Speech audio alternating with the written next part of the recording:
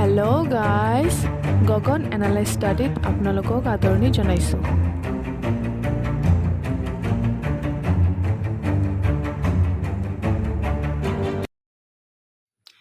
আজিৰ টপিক হৈছে গড়, মেথছ ক্লাছ 7। এতিয়া গড় মানে কি, এভাৰেজ বুলি যাক আমি কওঁ, ঠিক আছে। এইখিনি জনাৰ আগত ছাপ'জ লোৱা মই এটা ইয়াত নোটছ লিখি আছোঁ। এতিয়া গড় আমি কি পঢ়িম, এক্সামত কি আহিব, সেইখিনি আমি জনাটো বেছি ইম্পৰ্টেণ্ট। তো সেইখিনি আমি জানিম কেনেকৈ,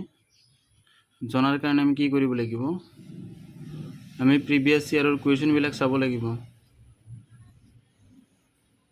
প্ৰিভিয়াছ ইয়াৰৰ কুৱেশ্যনটো চাই তেতিয়া আমি এনালাইজ কৰি যদি পঢ়োঁ,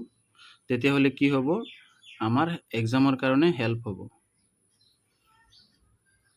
সেইকাৰণে মই এটা ধুনীয়া এনালাইজ লৈ আহিছোঁ। এনালাইজটো আপোনালোকে চাই লওক আগত। তাৰপিছত আমি বেছিক কনচেপ্টখিনি শিকিম যে গড় মানে কি, এভাৰেজ মানে কি, আমি আৰু সেই এভাৰেজ টপিকটো কেনেকৈ পঢ়িব লাগিব য'ৰ পৰা কুৱেশ্যন আহিব এক্সামত, ঠিক আছে। এনালাইজটো আপোনালোকে আগত চাই লওক, তাৰপিছত আমি বেছিকখিনি বুজিম। ইয়াত DHS 2022 আহিছিল টেকনিকেল এক্সামত, অৰ্থাৎ ৰিচেণ্টলি কেইদিন আগত হৈ যোৱা টেকনিকেলত আহিছিল। The arithmetic mean of 10 number is 20। এইটো আহিছিল গ্ৰেড 3ত, অৰ্থাৎ গ্ৰেড 4ৰ সকলৰ কাৰণে সিমান ইম্পৰ্টেণ্ট নহয়, তথাপিও তোমালোকে শিকি যাবা। If 5 is subtracted from every number, what will be the new number. Option দিছে 4টা, অৰ্থাৎ গ্ৰেড 3ত এভাৰেজৰ পৰা এই ধৰণে কুৱেশ্যন হয়, ঠিক আছে। অৰ্থাৎ আমি ঘৰৰ পৰা বেছিক আগত শিকিম, এভাৰেজৰ পৰা বেছিক শিকাৰ পিছত আমি তেতিয়াহ'লে এইবিলাক কুৱেশ্যনৰ এনচাৰ নিশ্চিন্তভাৱে তোমালোকে দিব পাৰিবা, গেৰাণ্টি, ঠিক আছে। তাৰপিছত আহিছিল চোৱা 19ত আহিছিল DHS FWত আহিছিল গ্ৰেড 4ত, যে ইমান টকাৰ ইমানজনৰ গড় মান কিমান হ'ব। এইটো একেবাৰে সহজ দিছিল, যিহেতু গ্ৰেড 4 হয়। তো এইবিলাক কনচেপ্ট আমি শিকিম। তাৰপিছত আহিছিল DHS 4ত আহিছিল 11 আৰু 30ৰ অন্তৰ্ভুক্ত স্বাভাৱিক সংখ্যাৰ যোগফল কিমান, ঠিক আছে। এইটো সহজ, 19ত আহিছিল, শিকিম আমি। তাৰপিছত তোমালোকে নিজে কৰিব পাৰিবা, আগে তোমালোকে বেছিক কনচেপ্টখিনি শিকি লোৱা, ঠিক আছে। তাৰপিছত 1ৰ পৰা 100লৈকে 9 কেইবাৰ আছে। তাৰপিছত আছে আসাম পুলিচত আহিছিল 2019ত আহিছিল, গড় হিচাপত 5জন মানুহৰ দৰমহা 600 টকা, যদি 2জনৰ দৰমহা 100 টকা বৃদ্ধি হয় তেন্তে নতুন গড় কিমান হ'ব। অপশ্যন দিছে 4টা, ঠিক আছে। এইখিনি আমি আগতে বেছিক কনচেপ্ট শিকাৰ পিছত একেবাৰে ভিডিঅ'ৰ শেষত আমি প্ৰিভিয়াছ ইয়াৰৰ কুৱেশ্যনবোৰ আলোচনা কৰিম আৰু শিকিম, ঠিক আছে। ভিডিঅ'টো আপোনালোকে শেষলৈকে চাই থাকিব, খুবেই সুন্দৰ ভিডিঅ' হ'বলৈ গৈ আছে। গতিকে গড় মানে কি, আমি জানো যে সংখ্যাবোৰৰ যোগফল আৰু সংখ্যাৰ পৰিমাণ। যেনে ইয়াত মই সংখ্যা লৈছোঁ, ধৰা 1 2 3 4 এনেকৈ সংখ্যা লৈছোঁ 5, ঠিক আছে। অৰ্থাৎ এই সংখ্যাকেইটাৰ গড় কি হ'ব,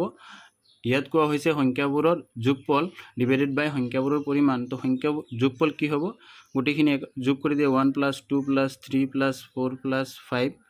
এনেকৈ যোগ কৰি দিছোঁ, ডিভাইডেড বাই সংখ্যা কেইটা আছে, 5টা আছে, 1 2 3 4 5টা সংখ্যা আছে। যোগ কৰি দিম 9 10 11 12 13 14 15 আছে, তো 15 ডিভাইডেড বাই 5 হৈ যাব, ইয়াক কাটি দিলে 3 হৈ যাব। তো এভাৰেজ কি পালোঁ, আমি এভাৰেজ কি পালোঁ, 3 পালোঁ। সেইটোৱে হৈছে গড়। বেছিক মানে মই বেছিক কৈছোঁ। এইটো ট্ৰিকো আছে যে যিমান ডাঙৰে সংখ্যা নিদিওঁ কিয় আমি 2 ছেকেণ্ডত গড় উলিয়াব পাৰিম। নহ'লে কি কৰিম, ইমান সবা সংখ্যা যোগ কৰিব লাগিব, যোগ কৰি তাৰপিছত এভাৰেজ ফাইণ্ড আউট কৰিব লাগিব, সময় বহুত লাগি যাব। তাৰপিছত মই ইয়াত 2টা অংক লৈছোঁ। এটা হৈছে এইটো যে 1 2 3 4 5 6 এনেকৈ গৈ 13লৈকে দিয়া আছে। তাৰপিছত আৰু এটা লৈছোঁ 6ৰ পৰা এনেকৈ গৈ 14লৈকে দিয়া আছে। ইয়াত কুৱেশ্যন সুধিছে যে এই সংখ্যাকেইটাৰ গড় কি হ'ব, ঠিক আছে। তাৰ কাৰণে কি কৰিম, আমি এই সংখ্যাকেইটা গোটেইকেইটা আমি যোগ কৰিম, ঠিক আছে। যোগ কৰি তাৰপিছত যিমানটা সংখ্যা আছে সিমানটাৰে আমি ডিভাইড কৰিম, তাৰপিছত আমি গড় পাম। এইটো হৈছে কি, এটা বেছিক, ঠিক আছে। এইটোত আমাৰ সময় বহুত লাগি যাব, তাৰ কাৰণে ইয়াত চোৱা বেছিকৰো আৰু এটা কি আছে বেছিক আছে তাৰপিছত মই এটা এনেকুৱা ট্ৰিক দিম ট্ৰিকৰ সহায়ত আপোনালোকে এইটো 1 ছেকেণ্ডত চুটকিত কৰিব পাৰিব এতিয়া চাওক বেছিকটো কি ফাৰ্ষ্ট বেছিকটো মই ক'লো ছেকেণ্ড বেছিক এটা কি চোৱা ছেকেণ্ড বেছিক হৈছে যদি বোলে প্ৰথম n এইটো কি সংখ্যা স্বাভাৱিক সংখ্যা হয়নে নহয় 1 2 3 4 এইবিলাক হয় স্বাভাৱিক সংখ্যা যে প্ৰথম স্বাভাৱিক সংখ্যাৰ পৰা সিমানলৈকে স্বাভাৱিক সংখ্যাৰ গড় কি হ'ব এতিয়া চোৱা যদি এনেকুৱা সংখ্যাৰ যে ফাৰ্ষ্টৰ পৰা ষ্টাৰ্ট হৈ কিবা এটা সংখ্যাৰ লাষ্ট দি দিছে সেই সংখ্যা গড় উলিয়াব লাগে তেতিয়াহ'লে যিটো ছেকেণ্ড বেছিক হৈছে বেছিক সেইটো হ'ব প্ৰথম n সংখ্যাক স্বাভাৱিক সংখ্যাৰ গড় ইকুৱেল n+1 ডিভাইডেড বাই 2 এইটো তোমালোকক কোনোবাই ট্ৰিক বুলি কৈ দিব কিন্তু মই এইটো ট্ৰিক বুলি নকওঁ মই এটা ইয়াৰ পৰা নতুন ট্ৰিক ফাইণ্ড আউট কৰিছোঁ চাবা তাৰপিছত বোলে এই সংখ্যাকেইটা গড় কি হ'ব n+1 n মানে কি n মানে হৈছে মনত ৰাখিবা সদায় সংখ্যাকেইটাৰ পৰিমাণক বুলি কোৱা হয় সংখ্যা নহয় কিন্তু সংখ্যাকেইটাৰ পৰিমাণ ইয়াত সংখ্যাকেইটাৰ পৰিমাণ কেইটা আছে চোৱা 1 ৰ পৰা 13 লৈকে আছে অৰ্থাৎ সংখ্যাকেইটা 13টা আছে সেইটোৱে হৈছে এনেকৈ গণি 1 2 3 4 5 এনেকৈ সংখ্যাকেইটাৰ পৰিমাণ 13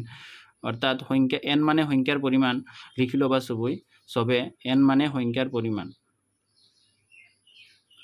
পৰিমাণ ঠিক আছে n মানে সংখ্যাৰ পৰিমাণ তা ইয়াত সংখ্যাৰ পৰিমাণ কেইটা আছে 13টা আছে তো ইয়াত লিখিম আমি 13 প্লাস কি কৰিব লাগে 1 ডিভাইড বাই কি আছে 2 আছে এতিয়া 13 আৰু 1 14 ডিভাইড বাই কি হ'ব 2 হ'ব 2 দি 14 কেইবাৰ যাব 7 বাৰ যাব তো 7 হ'ব ইয়াৰ এভাৰেজ কি পালো আমি 7 ঠিক আছে এভাৰেজ পালো 7 এতিয়া মই এইটোৰ ডাইৰেক্ট কৈ দিব পাৰিম যে এইটোৰ এভাৰেজ হ'ব 7 কেনেকৈ কম চোৱা এতিয়া বোলে চোৱা এইফালৰ পৰা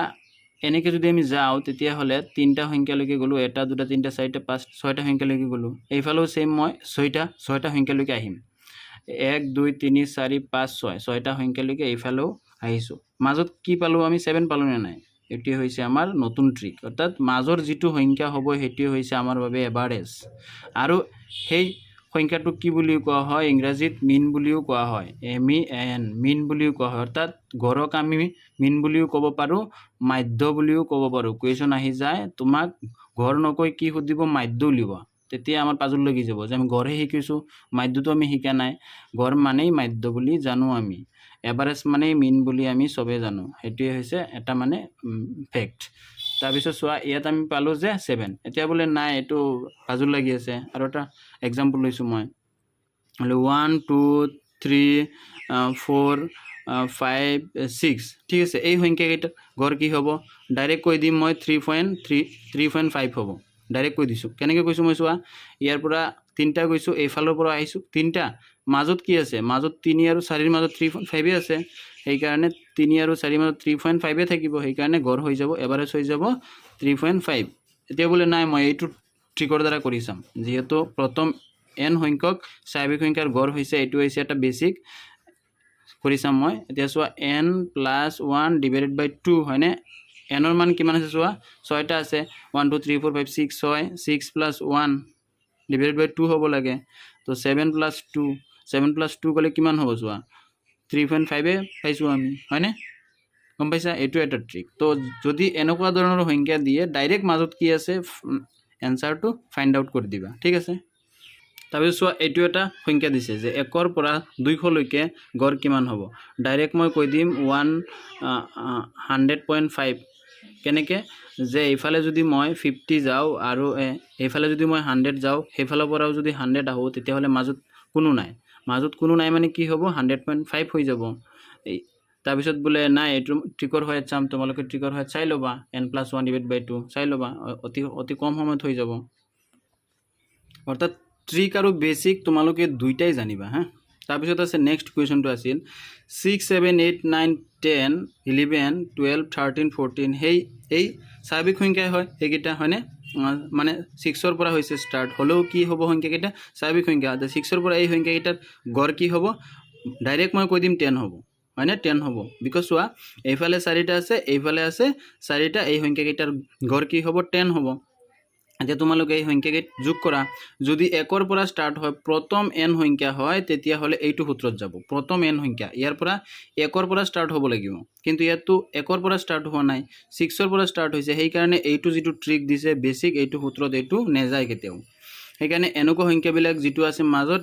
ডাইৰেক্ট আমি এনচাৰ এইটো হৈছে এটা ট্ৰিক ফাইণ্ড আউট কৰিব পাৰিম কিন্তু এইটোৰো এটা কি আছে বেছিক আছে বেছিকটো চোৱা কি বেছিক মানে কি এইটো মই ট্ৰিক দিছোঁ বেছিকটো অকণমান দীঘল হৈ যায় যে n+1 এনেকৈ 2 হৈ যায় বহুত দীঘল আছে মই এইটোৰ এটা বেলেগ ট্ৰিক দিছোঁ তোমালোকে চোৱা এইটো সংখ্যাৰ ট্ৰিকটো চোৱা এইটো সংখ্যাৰ ট্ৰিক হৈছে এইটো যে এৰ পৰা বি লৈকে ক্ৰমাগত স্বাভাৱিক সংখ্যাৰ গড় কি হ'ব ঠিক আছে এৰ পৰা বি লৈকে ক্ৰমাগত স্বাভাৱিক সংখ্যা কিন্তু ইয়াত মাজৰ স্বাভাৱিক সোমাই যাব এৰ পৰা বি লৈকে ক্ৰমাগত স্বাভাৱিক সংখ্যাৰ গড় হ'ব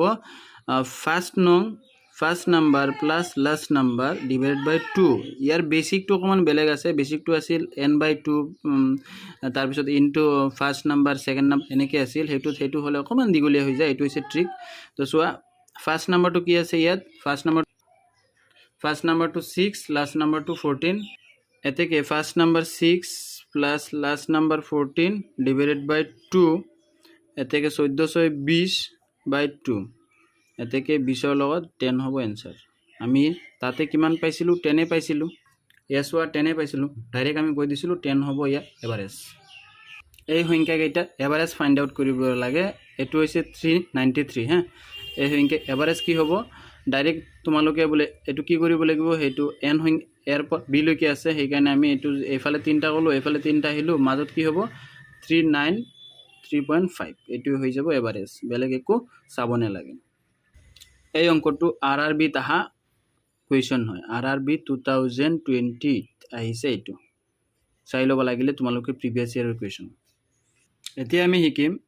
প্ৰথম nটা যুগ্ম সংখ্যাৰ গড় স্বাভাৱিক সংখ্যাত আমি যিমান ধৰণৰ কুৱেশ্যন হয় গোটেইখিনি শিকিলোঁ তাৰ বাহিৰত নাযায় তো ইয়াত কৈছে প্ৰথম nটা যুগ্ম সংখ্যাৰ গড় কি হ'ব n+1 যুগ্ম সংখ্যা মানে কি ইভেন নাম্বাৰ ঠিক আছে তাৰপিছত এৰ পৰা বি লৈকে ক্ৰমাগত যুগ্ম ইভেন সংখ্যাৰ গড় কি হ'ব ফাৰ্ষ্ট ইভেন নং এইটো ফাৰ্ষ্ট ইভি মানে ইভেন নং প্লাছ লাষ্ট ইভি ইভেন নং ডিভাইডেড বাই 2 হ'ব অৰ্থাৎ কেনেকৈ হ'ব কুৱেশ্যনবিলাক আমি চাওঁ ইয়াত আমি লৈছোঁ 6টা ক্ৰমিক যুগ্ম সংখ্যাৰ গড় 6 লৈকে যুগ্ম সংখ্যাৰ গড় ঠিক আছে এইখিনি শিকোৱাৰ আগত আপোনালোকে এটা লাইক কৰি দিয়ক চেনেলটো ছাবস্ক্ৰাইব কৰি লওক অনাগত দিনত